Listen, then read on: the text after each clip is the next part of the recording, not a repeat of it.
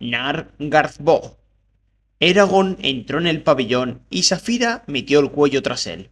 Se encontró con un rasgueo de metales cuando Jormundur y media docena de los comandantes de Anasuada desenfundaron las espadas ante su intrusión.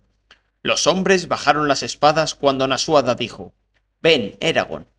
«¿Qué ordenás?». «Nuestros exploradores informan de que una compañía de unos 100 Kul se acercan por el noroeste». Eragon frunció el ceño. No había contado con encontrarse con húrgalos en esta batalla, porque Durza ya no los controlaba, y muchos habían muerto en Fatherdur. Pero si estaban allí, estaban allí. Sintió que el cuerpo le pedía sangre y se permitió una sonrisa salvaje mientras se planteaba destruir a los húrgalos con sus nuevas fuerzas. Echó mano a la empuñadura de Zarrok y dijo: «Será un placer eliminarlos. Saphira y yo podemos encargarnos de eso, si quieres». Nasuada estudió atentamente su rostro y dijo: «No podemos hacer eso, Eragon. Llevan bandera blanca y han pedido hablar conmigo». Eragon se quedó boquiabierto. «Sin duda, no pretenderás concederles audiencia. Les ofreceré las mismas cortesías que tendría con cualquier enemigo que llega bajo la bandera de la tregua». «Pero si son brutos, monstruos. Es una locura dejarles entrar en el campamento, Nasuada. He visto las atrocidades que cometen los húrgalos. Adoran el dolor y el sufrimiento, y no merecen más piedad que los perros rabiosos. No hace ninguna falta que malgastes tu tiempo en lo que sin duda será una trampa. Dame solo tu palabra, y yo y todos tus guerreros estaremos más que dispuestos a matar a esas apestosas criaturas por ti». «En eso», dijo Jormundur, «estoy de acuerdo con Eragon. Ya que no nos escuchas a nosotros, Nasuada, escúchalo a él por lo menos». Primero, Nasuada se dirigió a Eragon en un murmullo tan bajo que no pudo oírlo a nadie más. «Desde luego, si tan ciego estás, tu formación aún no ha terminado». Luego alzó la voz y Eragon apreció en ella los mismos tonos diamantinos de mando que había poseído su padre. «Olvidáis todos que luché con vosotros en Fatherdur y que vi las salvajadas que cometieron los húrgalos. Sin embargo, también vi a nuestros hombres cometer actos igualmente abyectos. No denigraré lo que hemos soportado en manos de los húrgalos, pero tampoco ignoraré a los aliados potenciales cuando el imperio nos supera numéricamente de un modo tan brutal. Mi señora, es demasiado peligroso que te enfrentes a un Kul». «¿Demasiado peligroso?». Nasuada enarcó una ceja. «¿Con la protección de Eragon, Saphira, Elba y todos los guerreros en torno a mí? No lo creo». Eragon rechinó los dientes de frustración. «Di algo, Saphira. Tú puedes convencerla para que abandone ese plan descabellado». «No lo voy a hacer. Tienes la mente nublada en ese aspecto», le respondió la dragona. «No puede ser que estés de acuerdo con ella», exclamó Eragon horrorizado. «Estuviste en Yazuak conmigo. Sabes lo que hicieron los húrgalos a los aldeanos. Y cuando salíamos de Deir, mi captura en Hilkead o en Fatherdur, cada vez que nos hemos encontrado con húrgalos han intentado matarnos, o algo peor. No son más que animales perversos». Los elfos creían lo mismo de los dragones durante Dufrin's Skulbaka. A instancias de Nasuada, sus guardias retiraron el panel frontal y los laterales del pabellón, y lo dejaron abierto para que todos pudieran verlo, y Saphira pudiera agacharse junto a Eragon. Luego Nasuada se sentó en un sillón de alto respaldo, y Jormundur y los demás comandantes se dispusieron en dos filas paralelas, de tal modo que cualquiera que buscara audiencia con la reina tuviera que pasar entre ellos. Eragon se sentó a su derecha, Elba a su izquierda. Menos de 5 minutos después, sonó un gran rugido de rabia en la zona este del campamento. La tormenta de exclamaciones e insultos aumentó y aumentó hasta que apareció a la vista un solo Kul que caminaba hacia Nasuada, mientras un grupo de bardenos los salpicaba de insultos. El húrgalo, o carnero, como también los llamaban, recordó Eragon, mantenía la cabeza erguida y mostraba los colmillos, pero no ofreció mayor reacción a los abusos que le dedicaban. Era un espécimen magnífico, de casi 3 metros de altura, con rasgos fuertes y altivos, aunque grotescos, gruesos cuernos que se extendían en espiral y una fantástica musculatura que parecía capacitarlo para matar a un oso de un solo golpe.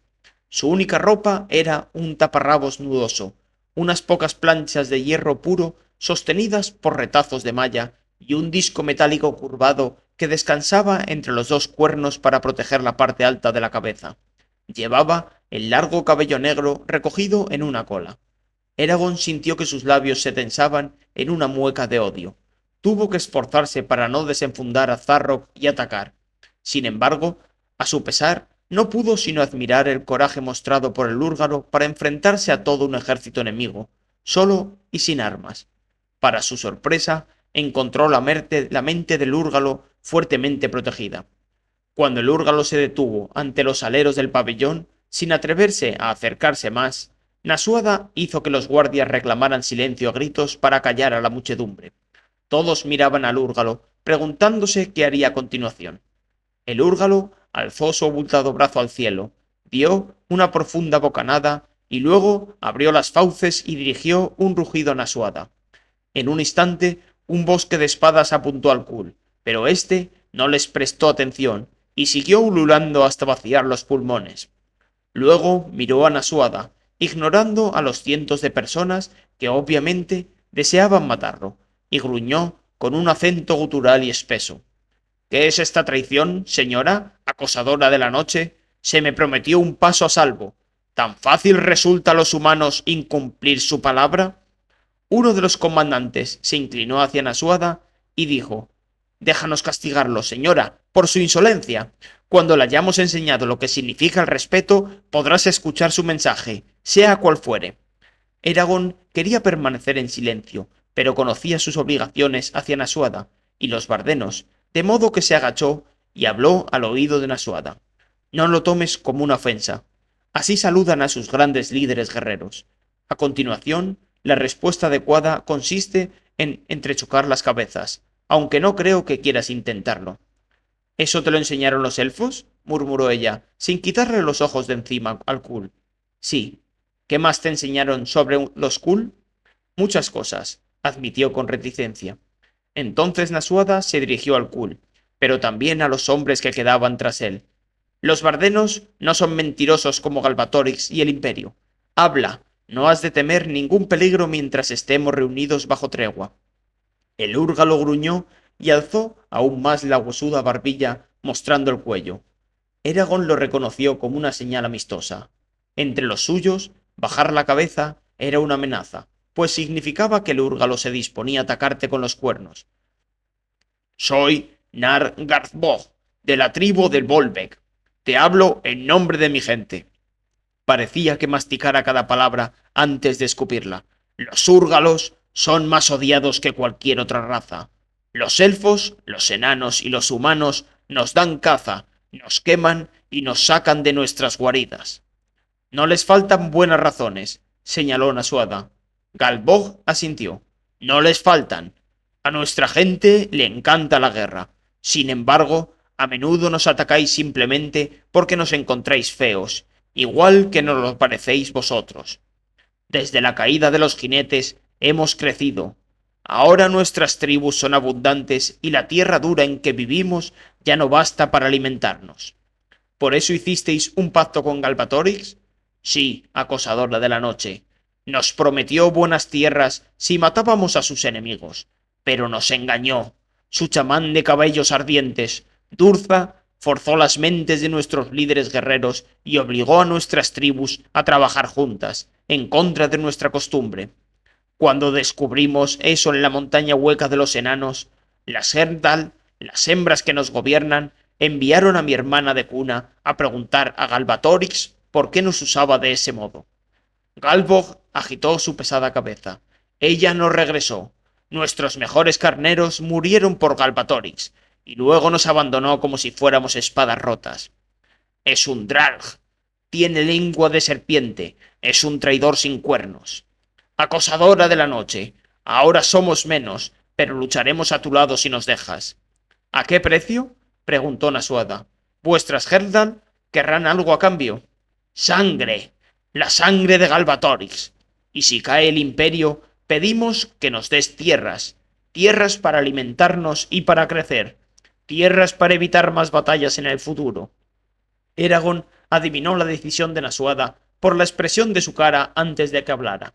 Al parecer, también lo hizo Jormundur, pues se inclinó hacia ella, y dijo en voz baja: Nasuada, no puedes hacer esto. Va contra nuestra naturaleza. Nuestra naturaleza no puede ayudarnos a derrotar al imperio. Necesitamos aliados. Los hombres desertarán antes de luchar con los úrgalos. Eso tiene arreglo. Eragon, ¿mantendrás su palabra? Solo mientras tengamos un enemigo común. Tras un brusco asentimiento, Nasuada alzó la voz de nuevo. Muy bien, Nargarboth. Tú y vuestros guerreros podéis acampar en el flanco este de nuestro ejército, lejos del cuerpo central, y ya discutiremos los términos de nuestro acuerdo. Agrak Ukmar, rugió el Kul, golpeándose la frente con los puños. Eres una Ernal sabia, acosadora de la noche. ¿Por qué me llamas así? ¿Ernal? No, acosadora. Garble emitió un ruk-ruk en la garganta, y Eragon lo interpretó como una risa. Acosadora de la noche es el nombre que dimos a tu padre por su manera de darnos caza en los túneles oscuros debajo de la montaña de los enanos, y por el color de su pelo. Como descendiente suya, mereces el mismo nombre. Tras decir eso, se volvió y abandonó el campamento a grandes zancadas. Nasuada se puso en pie y proclamó: Quien ataque a los úrgalos será castigado como si atacara a un humano. Aseguraos de que eso se anuncie en todas las compañías. En cuanto hubo terminado, Eragon vio que el rey Orrin se acercaba con pasos rápidos, con la capa revoloteando a su alrededor. Cuando se hubo acercado lo suficiente, exclamó: ¡Nasuada! ¿Es cierto que te has reunido con un úrgalo? ¿Qué significa eso? ¿Y por qué no me has avisado antes? No pienso... Lo interrumpió una centinela que apareció entre las hileras de tiendas grises gritando: ¡Se acerca un jinete del imperio! El rey Orrin olvidó la discusión al instante y se unió a Nasuada mientras ésta se apresuraba para llegar a la vanguardia de su ejército, seguida por al menos un centenar de personas. En vez de quedarse entre la muchedumbre, Eragon montó en Safira y dejó que ella lo llevara a su destino. Cuando Safira se detuvo entre los muros, trincheras e hileras de estacas afiladas que protegían el frente de los bardenos, Eragon vio a un soldado solitario que cabalgaba a velocidad de furia para cruzar la tierra de nadie. Por encima de él, las aves rapaces volaban bajo para descubrir si había llegado ya el primer plato de su banquete. El soldado tiró de las riendas de su semental negro a unos 30 metros del parapeto, manteniendo la mayor distancia posible entre él y los bardenos. Luego gritó: «Al rechazar los generosos términos de rendición que os propone Galbatorix, habéis escogido la muerte como destino. No negociaremos más. La mano amiga se ha convertido en puño de guerra. Si alguno de vosotros aún siente respeto por vuestro legítimo soberano, el sabio y omnipotente rey Galbatorix, que huya. Nadie debe interponerse entre nosotros cuando avancemos para limpiar a la Gaesia de todos los bellacos, traidores y supervivos. Y aunque duela a nuestro señor, pues él sabe que muchas de estas rebeliones son instigadas por amargos y equivocados líderes, castigaremos el ilegítimo territorio conocido como Surda y lo devolveremos al benevolente mando del rey Galbatorix, que se sacrifica día y noche por el bien de su pueblo. Huid entonces, os digo, o sufrid la condena de vuestro heraldo». Tras eso, el soldado desató un saco de lienzo y mostró una cabeza cortada. La lanzó al aire y la vio caer entre los bardenos. Luego dio la vuelta al semental, clavó las espuelas y galopó de regreso hacia la masa oscura del ejército de Galbatorix. «¿Lo mato?», preguntó Eragon. Nasuada negó con la cabeza. «Pronto tendremos nuestra ración. Respetaré la inviolabilidad de los mensajeros, aunque no lo haya hecho el imperio. Como tú». Soltó un grito de sorpresa y se agarró al cuello de Safira para no caerse mientras ella caminaba hacia atrás sobre el terraplén y plantaba las zarpas delanteras en la orilla castaña. Safira abrió las fauces y soltó un rugido largo y profundo, muy parecido al de Gazbo, aunque este era un desafío a los enemigos, una advertencia de la ira que habían provocado y una llamada de clarín a cuantos odiaran a Galbatorix. El sonido de su voz rugiente asustó tanto al semental que se desvió a la derecha, resbaló sobre la tierra caliente y cayó de costado. El soldado cayó más allá y aterrizó en un agujero de fuego que emanaba en ese instante. Soltó un solo grito tan horrible que a Eragon se le erizó el cuello cabelludo. Luego guardó silencio para siempre. Los pájaros empezaron a descender. Los bardenos vitorearon el logro de Safira. Hasta Nasuada se permitió una leve sonrisa. Luego dio una palmada y dijo: «Creo que atacarán al amanecer. Eragon, reúne a Du-Brangata y preparaos para la acción. Dentro de una hora tendré órdenes para vosotros». Tomó a Orrin por el hombro y lo guió de vuelta hacia el centro del campamento, al tiempo que le decía: «Señor, hemos de tomar algunas decisiones. Tengo un plan, pero hará falta...». «Que vengan», dijo Safira. Agitó la punta de la cola como un gato que acechara a una liebre. «Se quemarán todos». El brebaje de la bruja. Había caído la noche sobre los llanos ardientes. El techo de humo opaco tapaba la luna y las estrellas y sumía la tierra en la oscuridad profunda, rota solo por el hosco brillo de alguna fumarola esporádica y por los miles de antorchas que habían encendido ambos ejércitos. Desde la posición de Eragon, cerca de la primera línea de los bardenos, el imperio parecía un denso nido de luces anaranjadas temblorosas, grande como una ciudad. Mientras ataba la última pieza de la armadura de Safira a su cola, Eragon cerró los ojos para mantener mejor el contacto con los magos de Du-Brangata. Tenía que aprender a ubicarlos al instante. Su vida podía depender de su capacidad para comunicarse con ellos de manera rápida y oportuna.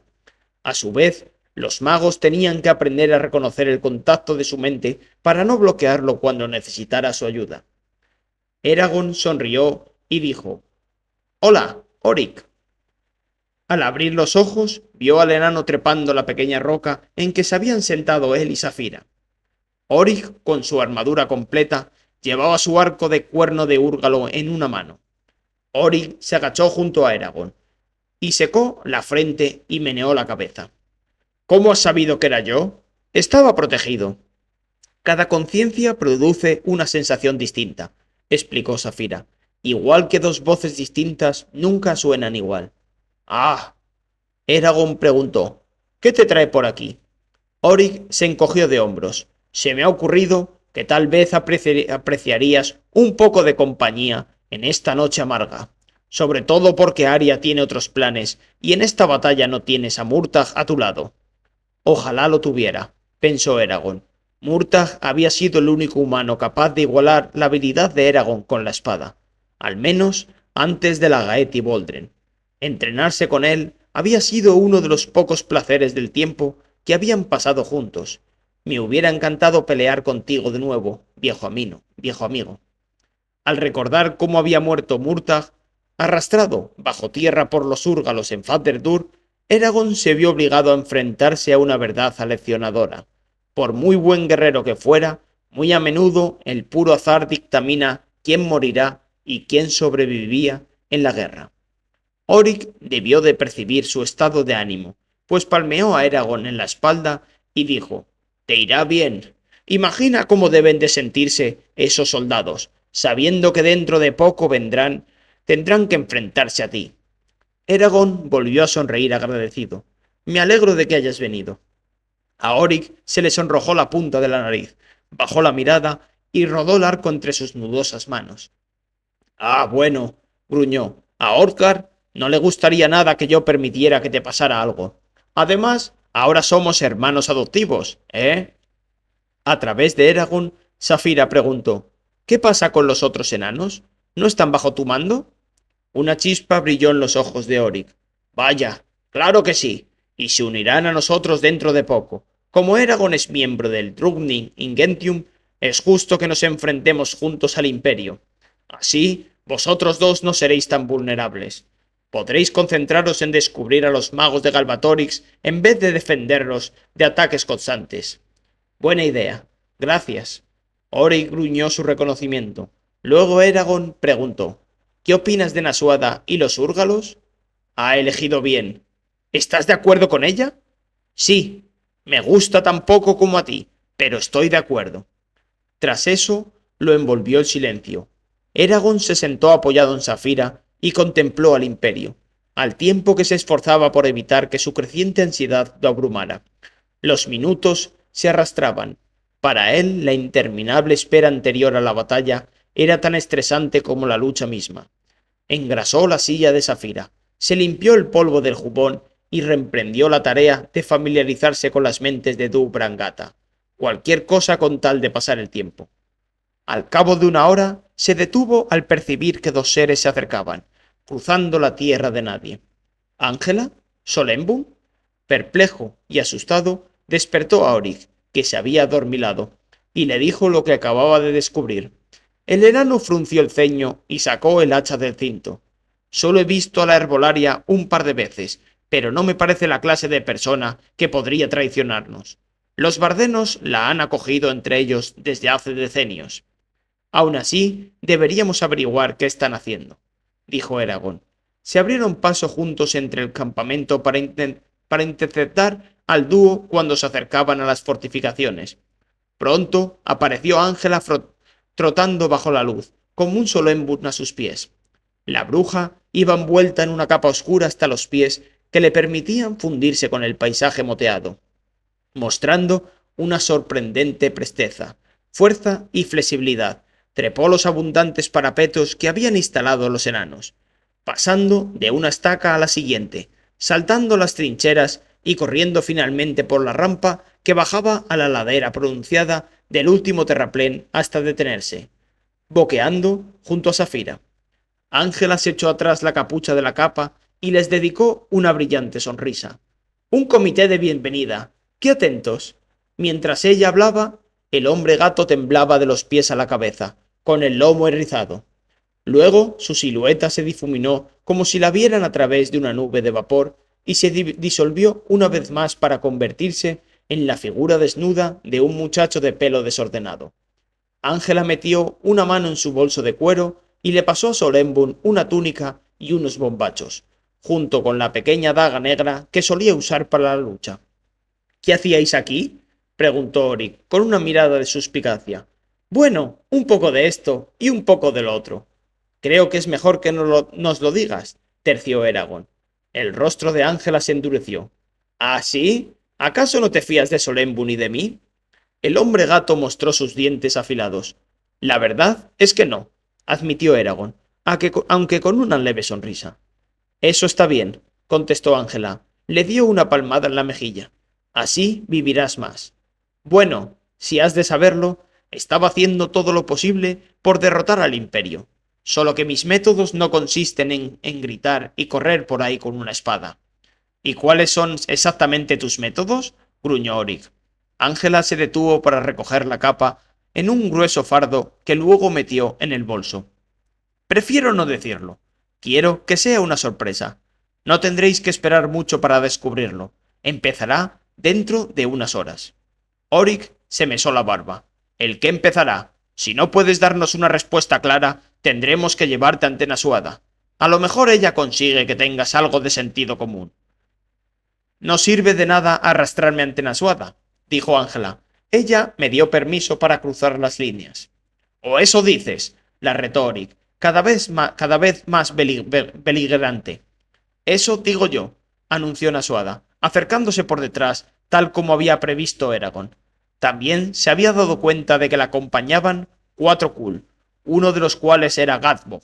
Con cara de pocos amigos, se volvió para encararlos y no trató de disimular la rabia que le provocaba la presencia de los húrgalos. «Señora», murmuró Eragon. Oric no se contuvo tanto. Dio un salto atrás con un sonoro juramento y agarró el hacha de guerra. Enseguida se dio cuenta de que nadie lo atacaba y dirigió a Nasuada un lacónico saludo. Pero su mano nunca soltó el mango del arma y sus ojos no abandonaron a los enormes húrgalos. Ángela no parecía tener esa clase de inhibiciones.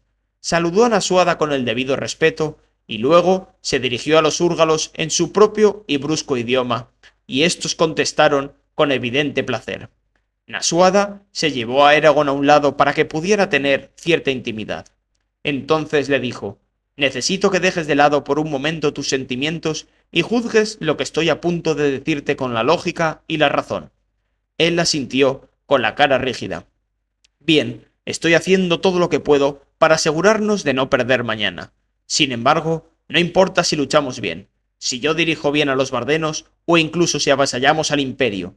Si a ti, le golpeó el pecho con un dedo, te matan. ¿Lo entiendes? Eragon asintió de nuevo. No puedo hacer nada para protegerte si comparece Galbatorix. En ese caso, te enfrentarás con él a solas. Tu Brangata supone para él una amenaza tan pequeña como para ti, y no permitiré que sean erradicaros sin una razón. Siempre he sabido, dijo Eragon, que me enfrentaría a Galbatorix solo, aunque con Safira. Una triste sonrisa asomó a los labios de Nasuada. Parecía muy cansada a la luz temblorosa de la antorcha. Bueno, no hay ninguna razón para inventarse problemas donde no los hay. Puede que Galbatorix ni siquiera esté aquí. Sin embargo, no parecía creer sus propias palabras. En cualquier caso, al menos puedo evitar que te claven una espada en las tripas. He oído lo que pretendían hacer los enanos, y se me ha ocurrido que podía mejorar el concepto. Le he pedido a Galbrog y a 3 de sus carneros que sean tus guardas, siempre que estuvieran de acuerdo, como así ha sido, en permitir que examine sus mentes para descartar la traición. Eragon se puso rígido. No puedes esperar que pelee con esos monstruos al lado.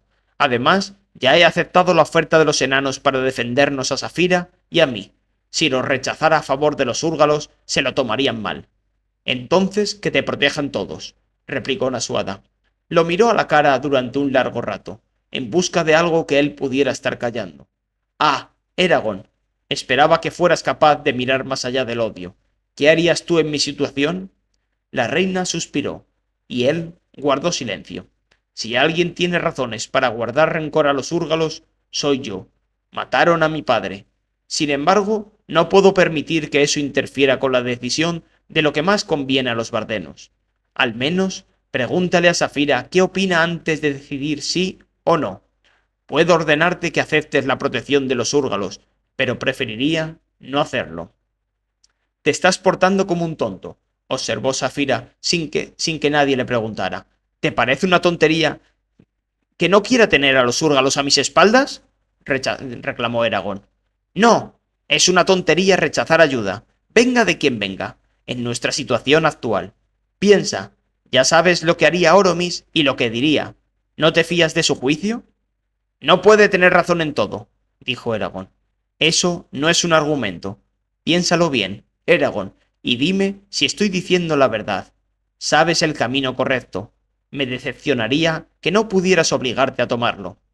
La presión de Safira y de Nasuada no hizo sino aumentar las reticencias de Eragon.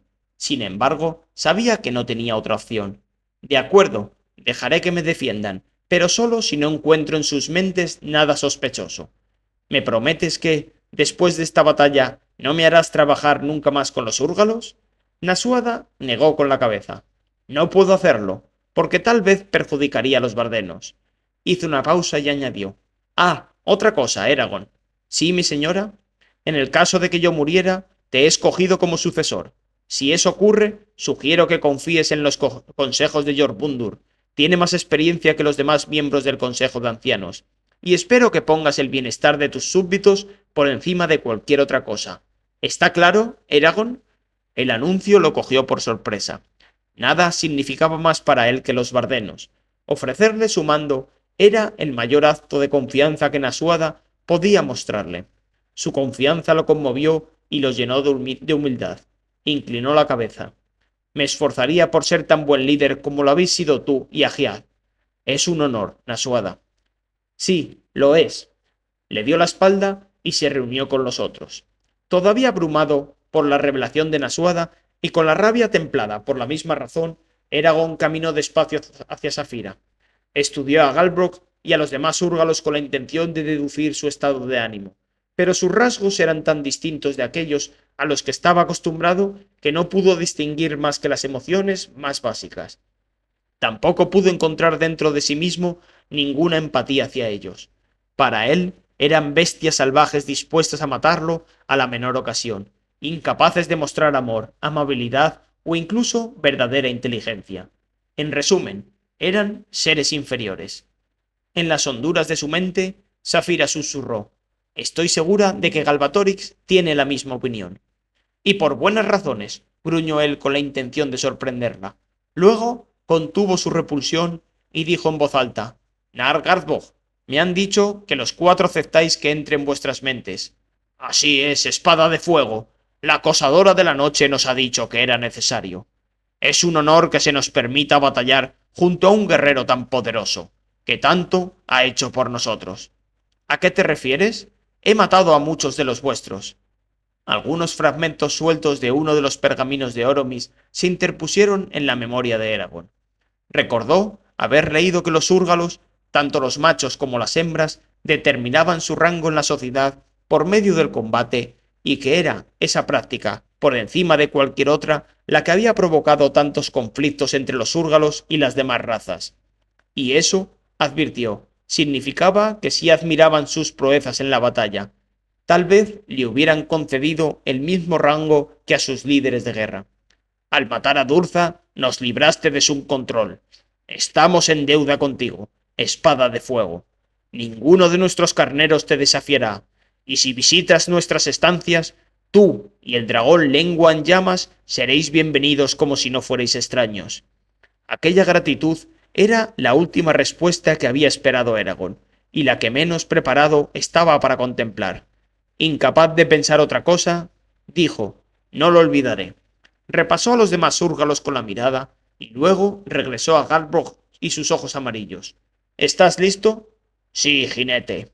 Al buscar el contacto con la conciencia de Galbrog, Eragon recordó cómo habían intentado invadir la suya los gemelos cuando entró en Fatherdur por primera vez.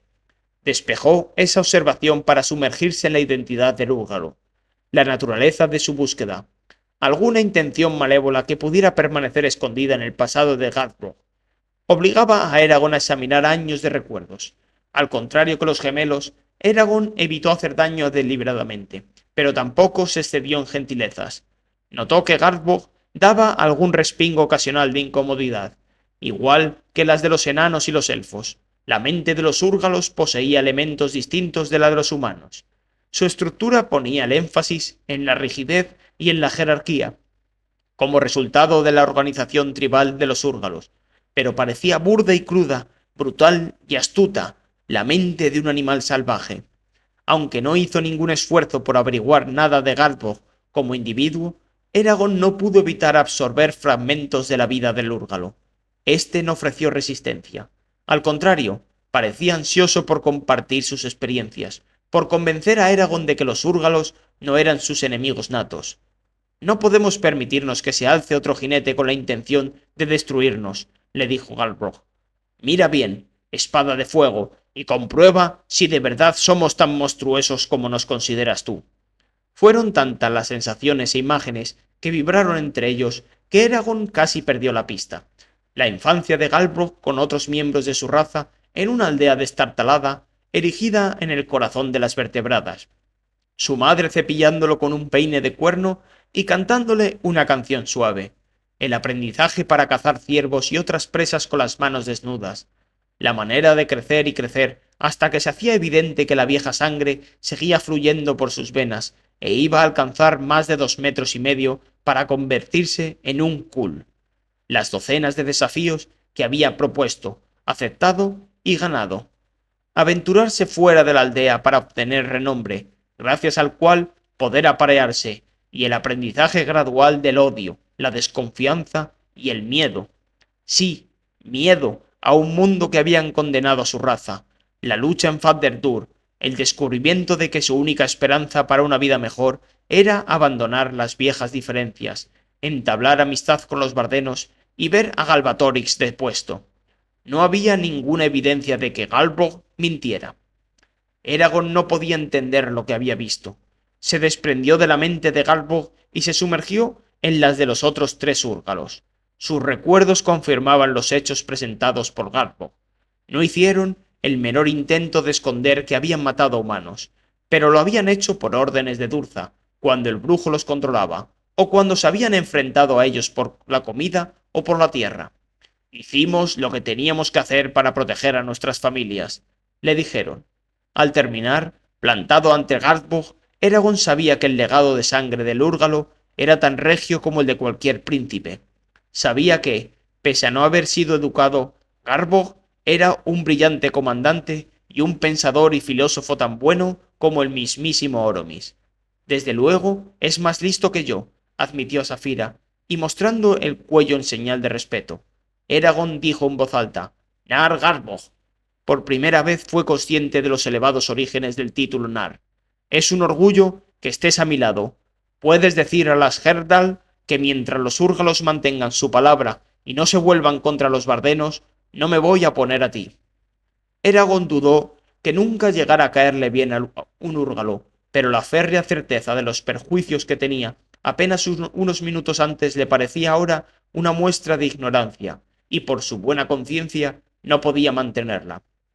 Safira le tocó el brazo con su lengua espinosa, provocando un tintineo en la malla. Hay que ser valiente para admitir que te equivocabas. Solo si te da miedo pasar por tonto, y yo hubiera parecido más tonto todavía en caso de haber persistido en una creencia errónea. Vaya, pequeñajo, acabas de decir algo sabio. Pese a sus burlas, Eragon notó el cálido orgullo de la dragona por lo que él acababa de lograr.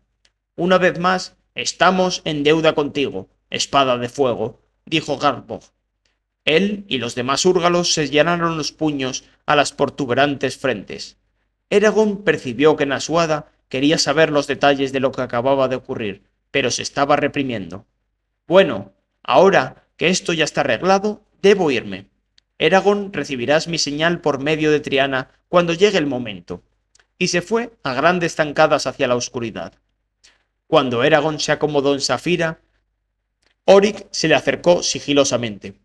Suerte que los enanos estamos aquí, ¿eh?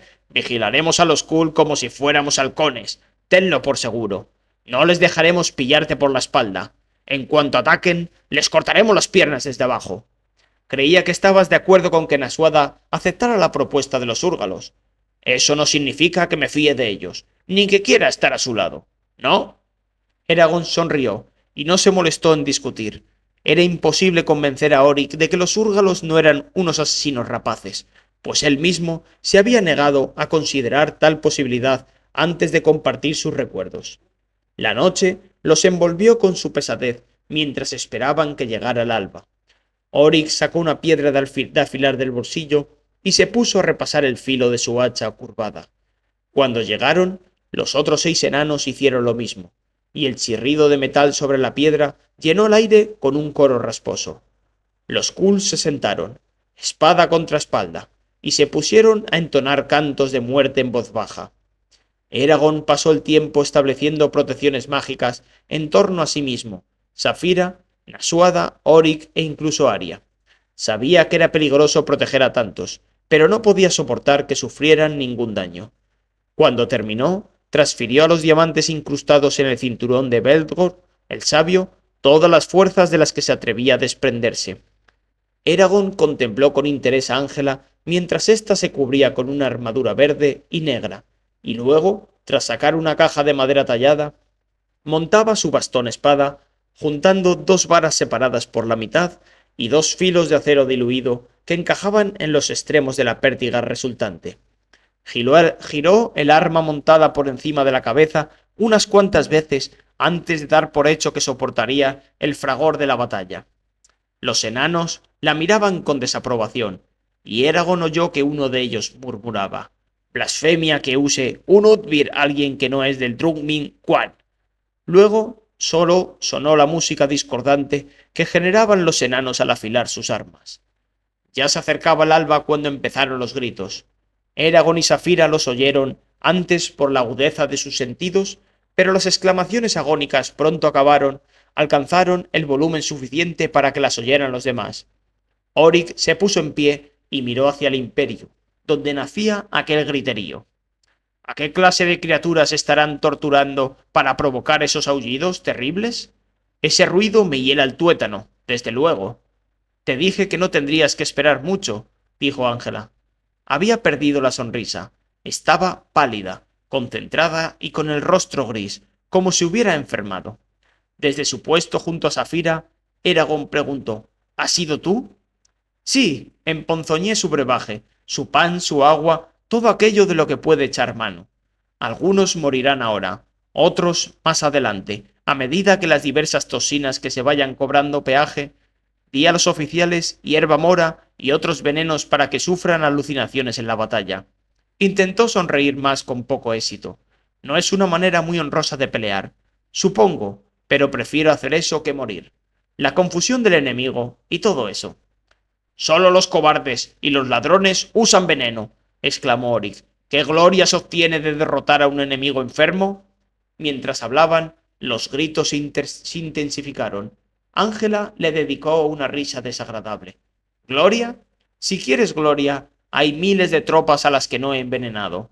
Estoy segura de que cuando termine el día de hoy habrás tenido toda la gloria que quieras. ¿Para eso necesitabas el material de la tienda de Orrin? Preguntó Eragon. Encontraba repugnante su estratagema, pero no pretendía discernir si estaba bien o mal hecho. Era algo necesario. Ángel había envenenado a los soldados por la misma razón que había llevado a Nasuada a aceptar la oferta de amistad de los húrgalos, porque podía ser su única esperanza de sobrevivir. Así es. Los aullidos de los soldados aumentaron en número hasta tal punto que Eragon deseó taparse los oídos y bloquear aquel sonido. Le provocaba muecas de dolor y temblores, y le daba dentera. Sin embargo, se obligó a escuchar. Era el precio de enfrentarse al imperio. Hubiera sido un error ignorarlo, de modo que se sentó con los puños prietos y la mandíbula dolorosamente tensa mientras resonaba en los llanos ardientes el eco de las voces incorpóreas de los moribundos. Estalla la tormenta. Los primeros rayos horizontales del alba cruzaron la tierra cuando Triana le decía a Eragon: «Ha llegado la hora». Una oleada de energía borró el sueño de Eragon. Se puso en pie de un salto y dio la voz a todos los que lo rodeaban mientras montaba en la silla de Safira y sacaba el arco de la aljaba. Los Kul y los enanos rodearon al dragón y salieron corriendo por el parapeto hasta llegar a la apertura que se había despejado durante la noche. Los bardenos salían por aquel agujero en mayor silencio posible. Fila tras fila de guerreros marchaban con las armaduras y las armas envueltas en trapos para que ningún ruido alterara el imperio de su acercamiento. Safira se estaba sumando a la procesión cuando apareció Nasuada montada en un ruano entre los hombres. Aria y Triana iban a su lado. Se saludaron los cinco con miradas silenciosas. Nada más. Durante la noche, los apestosos vapores se habían acumulado sobre la tierra, y ahora la tenue luz de la mañana dorada las nubes crecidas, volviéndolas opacas. Así, los bardenos lograron cruzar 3/4 partes de la tierra de nadie antes de que los vieran los centinelas del imperio. En cuanto sonaron los cuernos del arma ante ellos, Nasuada gritó: «¡Ahora, Eragon! Dile a Orrin que ataque. A mí, bardenos, luchad para destronar a Galbatorix. Atacad y bañad vuestras espadas en la sangre de nuestros enemigos. ¡Al ataque!». Espoleó a su caballo y con un gran rugido los hombres la siguieron, agitando las armas sobre sus cabezas. Eragon transmitió la orden de Nasuada a Barden, el hechicero que montaba junto al rey Orrin. Un instante después oyó el tamborileo de los cascos cuando Orrin y su caballería, acompañados por el resto de los Kul, capaces de correr tanto como los caballos, galoparon hacia el este, cargaron contra el flanco del imperio, atrapando a los soldados contra el río Giet y distrayéndolo lo suficiente para que los bardenos cruzaran sin oposición la distancia que los separaba. Los dos ejércitos chocaron con un estruendo ensordecedor. Picas entrecruzadas con lanzas, martillos contra escudos, espadas contra yelmos, mientras por encima revoloteaban los hambrientos cuervos rapaces, soltando sus ásperos graznidos en un frenesí desatado por el olor de la carne fresca. A Eragon el corazón le dio un vuelco en el pecho. Ahora debo matar o morir. Casi de inmediato notó que las barreras mágicas le absorbían las fuerzas para desviar los ataques que recibían Aria, Oryx, Nasuada y Safira. La dragona evitó la primera línea de batalla para no quedar expuestos a los magos del frente de Galbatorix. Eragon respiró hondo y empezó a buscar a los magos con su mente, sin dejar de disparar flechas al mismo tiempo. Brangata encontró el primer hechicero enemigo. En cuanto recibió la alerta, Eragon contactó con la mujer que lo había descubierto, y luego pasó al enemigo que forcejeaba con ella. Eragon puso en juego todo el poder de su voluntad, demolió la resistencia del mago, tomó el control de su conciencia, esforzándose por ignorar el terror de aquel hombre, determinó a qué tropas protegía y lo asesinó con una de las 12 palabras de muerte. Sin pausa, Eragon localizó las mentes de todos los soldados que habían quedado sin protección y los mató también. Los bardenos vitorearon al ver que un grupo entero de hombres caía sin vida. A Eragon le asombró la facilidad con que los había matado. Aquellos soldados no habían tenido la menor oportunidad de escaparse o de ofrecer pelea. Qué distinto de Fader-Dur, pensó. Aunque le maravillaba el perfeccionamiento de sus habilidades, aquellas muertes lo asqueaban, pero no había tiempo para pensar en eso. Recuperando del asalto inicial de los bardenos, el imperio empezó a usar su máquina de guerra, catapultas que lanzaban misiles de cerámica endurecida, trabucos armados con barriles de fuego líquido y lanzadoras que bombardeaban a los asaltantes con una lluvia de flechas de 6 metros. Las bolas de cerámica y el fuego líquido causaban un terrible daño allí donde aterrizaban. Una bola estalló en el suelo a menos de 10 metros de Safira. Mientras Eragon se escondía tras el escudo, un fragmento dentado saltó hacia su cabeza y se detuvo en el aire gracias a una de sus protecciones mágicas. Eragon pestañeó al notar la repentina pérdida de energía. Pronto las máquinas estancaron el avance de los bardenos y sembraron un tumulto con su puntería. Si hemos de aguantar lo suficiente para debilitar al imperio, hay que destruirlas, entendió Eragon. Desmantelar aquellas máquinas hubiera sido fácil para Safira, pero no se atrevía a volar entre los soldados por miedo a un ataque de los magos. 8 soldados se abrieron paso entre las filas de los bardenos y se echaron encima de Safira, intentando clavarle sus picas. Antes de que Eragon pudiera desenfundar a Zarrock, los enanos y los Kul eliminaron a todo el grupo. «¡Buena pelea!», rugió Galmog. «¡Buena pelea!», accedió Orik, con una sonrisa sanguinolenta. Eragon no usaba hechizos contra sus enemigos. Debían de estar protegidos contra cualquier embrujo imaginable, salvo que expandió su mente y entró en contacto con la de uno de los soldados que manejaba las catapultas. Aunque estaba seguro de que lo defendía en alguna clase de magia, Eragon logró dominarlo y dirigir sus acciones desde lejos. Guió al hombre hacia el arma, que alguien estaba cargando, y luego le hizo golpear con su espada la madeja de cuerdas retorcidas que la disparaban. La cuerda era tan gruesa que no pudo cortarla antes de que se lo llevaran a rastras sus camaradas, pero el daño ya estaba hecho. Con un poderoso crujido, la cuerda cortada a medias se partió, y el brazo de la catapulta saltó hacia atrás, hiriendo a varios hombres. Con los labios curvados en una amarga sonrisa, Eragon pasó a la siguiente catapulta, y en poco rato incapacitó todas las máquinas que quedaban. Vuelto en sí, Eragon se dio cuenta de que docenas de hombres se desplomaban en torno a Safira. Alguien había superado a un miembro de Du Brangata. Soltó una terrible maldición y se lanzó por el rastro de magia en busca del hombre que había lanzado aquel hechizo fatal, dejando el cuidado de su cuerpo en manos de Safira y sus guardianes. Durante 1 hora Eragon persiguió a los magos de Galbatorix, mas con poco acierto, pues eran astutos y taimados y no lo atacaban directamente. Sus reticencias desconcertaban a Eragon, hasta que arrancó de la mente de uno de los hechiceros, justo antes de que éste se suicidara, el pensamiento: órdenes de no matarte a ti ni al dragón, no matar a ti ni al dragón. Eso responde a mi pregunta, dijo Safira. Pero, ¿por qué nos quiere vivos aún Galbatorix? Hemos dejado claro que apoyamos a los bardenos. Antes de que Safira pudiera responder, apareció ante ellos Nasuada, con la cara manchada de sangre y entrañas, el escudo lleno de abolladuras, y un rastro de sangre que brotaba de una herida en el muslo y se derramaba por la pierna izquierda. «Eragon», lo llamó con la voz entrecortada, «te necesito. Necesito que los dos peleéis, que os mostréis y seáis un estímulo para nuestros hombres, que asustéis a los soldados».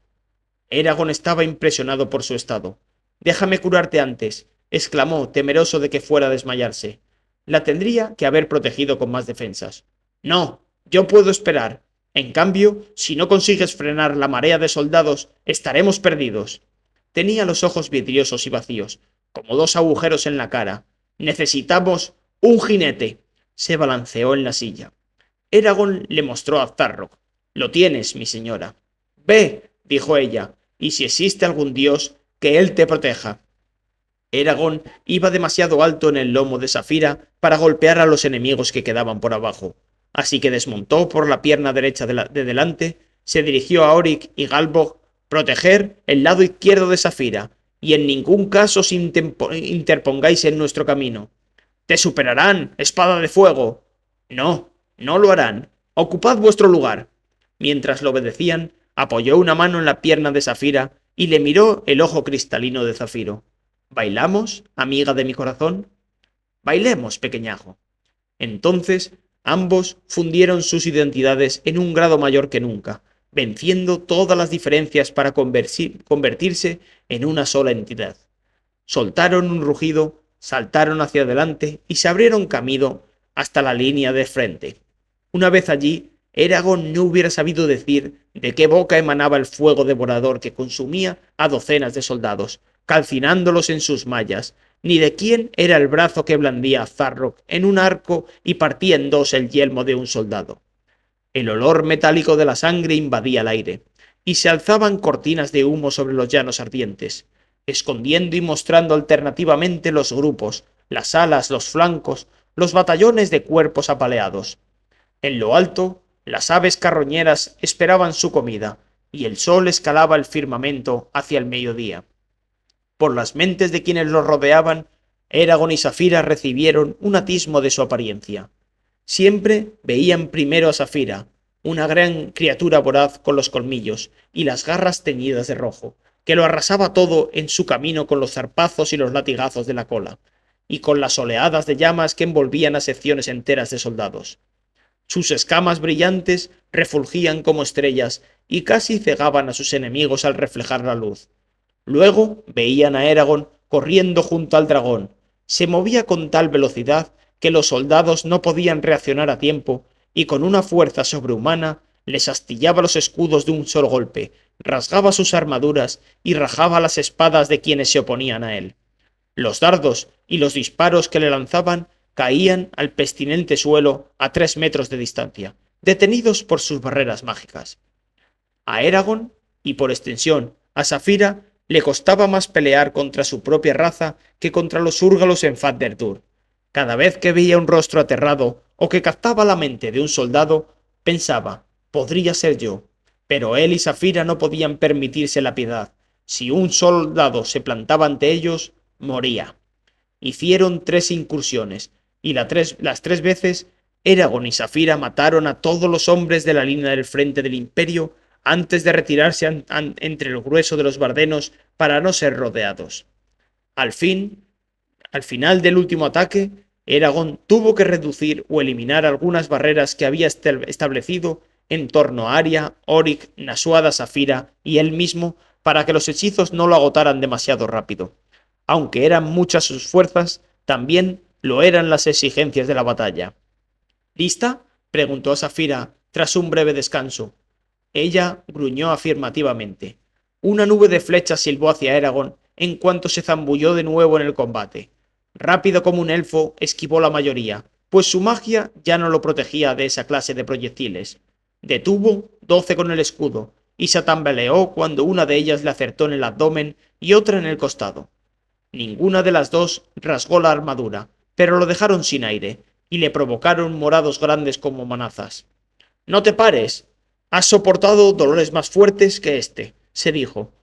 Eragon se enfrentó a un grupo de 8 soldados y saltó de uno a otro, ladeando a golpes sus picas y blandiendo a Zarrock como un relámpago mortal.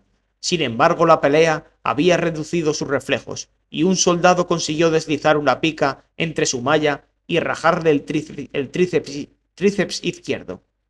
Los soldados se encogieron ante el rugido de Safira. Eragon se aprovechó de la distracción para reforzarse con la energía almacenada en el rubí de la empuñadura de Zarrock y matar luego a los 3 soldados que quedaban. Safira agitó la cola por encima de él y echó del camino a un grupo de hombres. En la pausa siguiente, Eragon se miró el latiente brazo y dijo: «Wise Hail». Se curó también los morados, con la ayuda del rubí de Zarrock. Así como de los diamantes del cinturón de Beltos del Sabio. Luego los dos siguieron avanzando. Eragon y Safira amontonaban los cuerpos de sus enemigos sobre los llanos ardientes, pero el imperio no flojeaba ni cedía terreno. Por cada hombre que mataban, otro daba un paso adelante y ocupaba su lugar.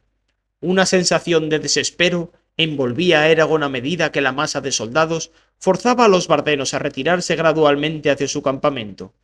Vio la desesperanza reflejada en los rostros de Nasuada, Arya, el rey Orrin e incluso Ángela, cuando pasó junto a ellos en la batalla. A pesar de toda nuestra formación, no podemos detener al imperio, dijo Eragon con rabia. Hay demasiados soldados. No podemos seguir así para siempre, y Zarrock y mi cinturón ya casi se han gastado. Si te hace falta, puedes sacar energía de la que te rodea. No quiero hacerlo, salvo que mate a otro mago de Galbatorix y pueda sacarla de sus soldados. Si no, no haré más que herir a los bardenos, pues aquí no puedo recurrir a la ayuda de ninguna planta o animal. A medida que se iban arrastrando las largas horas, Eragon se sentía cada vez más débil y dolorido. Desprovisto de muchas de sus defensas arcanas, había acumulado decenas de heridas menores. Tenía el brazo izquierdo insensible de tantos golpes como había recibido el escudo abollado. Llevaba una herida en la frente que no hacía más que cegarlo por el goteo de la sangre mezclada con sudor. Creía que podía tener un dedo roto. Safira no salía mejor parada. Las armaduras de los soldados le herían la boca por dentro. Docenas de espadas y flechas habían cortado sus alas desprotegidas y una jabalina había agujereado una plancha de su armadura, hiriéndole un hombro. Eragon había visto llegar la lanza y había intentado desviarla con un hechizo, pero había sido lento. Cada vez que se movía, Safira salpicaba la tierra con cientos de gotas de sangre. A su lado habían caído 3 guerreros de Orith y 2 Khul, y el sol empezaba su descenso hacia el anochecer. Mientras Eragon y Safira se preparaban para el 7º y último asalto, sonó una trompeta por el este, fuerte y clara, y el rey Orrin gritó: ¡Han llegado los enanos! ¡Han llegado los enanos! ¿Enanos? Eragon pestañeó y miró alrededor confundido. No veía más que soldados. Luego lo recorrió un estallido de emoción cuando lo entendió. ¡Los enanos! Montó en Safira, y ella alzó el vuelo y se quedó un momento suspendida con sus alas destrozadas mientras supervisaban el campo de batalla. Era cierto, un gran grupo marchaba hacia el este por los llanos ardientes.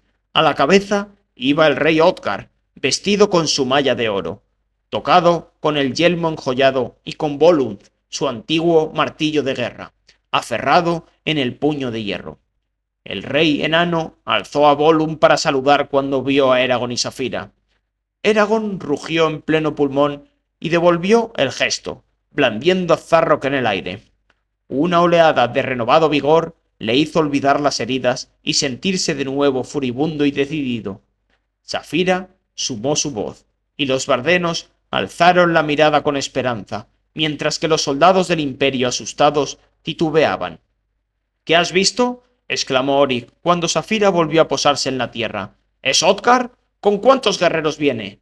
Aliviado hasta el éxtasis, Eragon se alzó de los estribos y gritó: ¡Ánimo! ¡Ha llegado el rey Otkar! Y parece que se ha traído a todos los enanos. ¡Aplastaremos al imperio!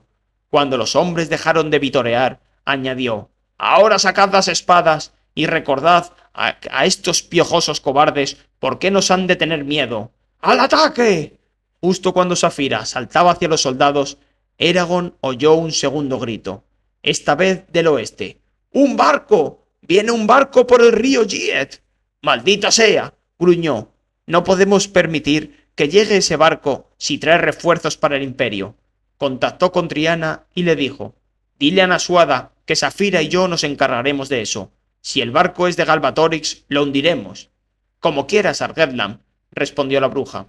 Sin dudar, Safira alzó el vuelo y trazó un círculo sobre el llano pisoteando y humeante. Cuando el implacable fragor de la batalla se desvaneció a sus oídos, Eragon respiró hondo y sintió que su mente se despejaba. Abajo le sorprendió ver lo desparramados que estaban los dos ejércitos. El imperio y los bardenos se habían desintegrado en una serie de grupos menores que luchaban entre sí por todo lo ancho y largo de los llanos ardientes. En ese confuso tumulto se insertaron los enanos, pillando por el flanco al imperio, tal como había hecho Orrin con la caballería. Eragon perdió de vista la batalla cuando Safira giró a la izquierda y se lanzó en picado entre las nubes en dirección al río Gied. Una ráfaga de aire despejó el humo de la turba y desveló un gran barco de 3 mástiles que navegaba por las aguas anaranjadas, remando contra la corriente con 2 filas de remeros. El barco estaba lastimado y destrozado, y no llevaba ningún estandarte que identificara sus lealtades. Aun así, Eragon se preparó para destruirlo. Mientras Safira descendía hacia él, alzó a Zarrock y soltó su salvaje grito de guerra.